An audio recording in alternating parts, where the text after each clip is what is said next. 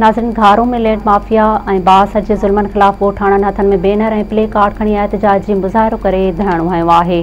तफ़सीलनि लाइ पेश आहे ख़ालिद अज़ीज़ जतोई जी हीअ रिपोर्ट। जी बिल्कुल, असां हिन वक़्तु मौजूदु आहियूं ॻोठाणनि हिते रैली कढी आहे ॻोठ मामू गाद, जिते बासर माण्हुनि पारां खेनि यरगमाल बणाए तशदुद जो निशानो बणायो वियो।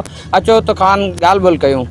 असांजो मुतालबो आहे त बाबा असांखे इंसाफ़ ॾिनो वञे, ठीकु आहे। ऐं इहे एमक्यूएम लंडन खां गुंडा घुरायो उन जा माना बदमाशी असांजा पिया कयो वञनि, असांखे इंसाफ़ ॾिनो वञे, बसि ॿियो कुझु न। असांजी इहा माना मुतालबो आहे, असांखे इंसाफ़ कयो वञे, इहा दहशतगर्दी नहीं बंदि करियो। इहो कल्ह जेको आहे सो नसीम शेख ऐं फैसल शेख ऐं काशिफ शेख जेको हथियार बंद खणी असांजे ॻोठ ते हमिलो कयूं, जेको मूं मथां पाण आऊं उनजो शिकार थी वञा, जेको 4 कलाक मुख़्तसर मूंखे जेको यरगमाल बनायो वेठा हुआ, उन हूंदे ई मूं ते तशदुद बि कयूं। हाणे असां जेको आहे सो या चीफ आर्मी का इहो मुतालबो था करियूं त असांखे जेको आहे सो तौफ़ीक़ ॾिनी वञे। छा आहे गुंडा दहशतगर्द इन जो तालुक़ जेको आहे एमक्यूएम लंडन सां आहे, जेको एमक्यूएम लंडन असांखे रोज़ानी अचो हुते धमकी ॾेई वञनि। असांखे हाणे इन खां मां ख़तरो आहे, जान जो ख़तरो आहे, कंहिं बि वक़्त ते असांखे माराए सघनि था। इन जो ज़िम्मेवार इहो जेको नसीम शेख आहे ऐं फैसल शेख आहे ऐं काशिफ शेख आहे।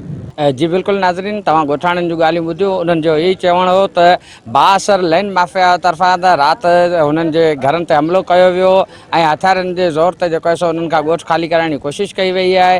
ऐं हुननि वज़ीर आला सिंध ऐं आला अख़्तियारनि खां मुतालबो कयो आहे त खेनि तहफ़ुज़ फराहम कयो वञे, इन लैंड माफ़िया खां बचायो वञे। कैमरामैन टीम सां गॾु ख़ालिद अज़ीज़ जतोई, मेहरान टीवी न्यूज़, ॻोठाणा।